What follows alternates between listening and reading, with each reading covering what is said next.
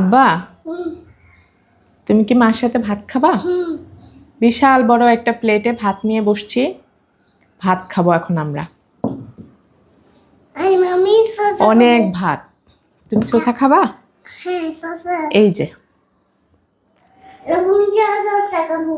লবণ দিয়ে খাবা? দাও, আমি একটু লবণ লাগাই দিই তোমাকে। আমার আব্বাজান শসা খাবে। হ্যাঁ, আমি লবণ লাগাই দিছি। খোসা সহ শসা খেলে ওজন কমাতে সাহায্য করে। খোসা ছাড়া শসা ওজন কমাবে, কিন্তু অনেক দেরি হবে। খোসা সহ শসা খেলে এটা ওজন কমাতে খুব দ্রুত সাহায্য করে। দাঁড়াও, নাও অল্প অল্প অল্প। ওকে ওকে ওকে।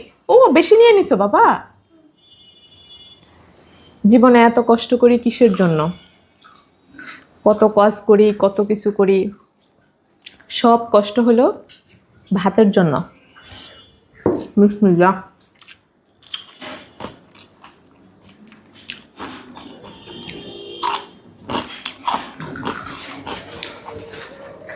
কত মানুষ কত কথা বলে, এক কান দিয়ে ঢুকায়, অন্য কান দিয়ে বের করে দেই। তার কারণ হলো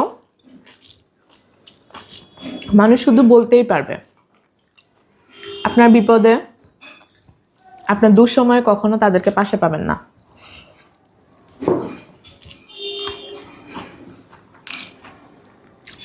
ভিডিও বানাই দেখে অনেকে অনেক কথা বলে। আম্মু তুমি একটু খাবা? আসো, শসা খাবা?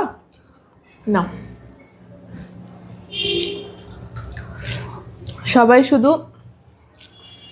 আপনাকে টেনে নিচে নামানোর চেষ্টা করবে। জাম দিছো তুমি? আচ্ছা ঠিক আছে। আপনাকে কিভাবে নিচে নামাবে সেই চিন্তা করবেন।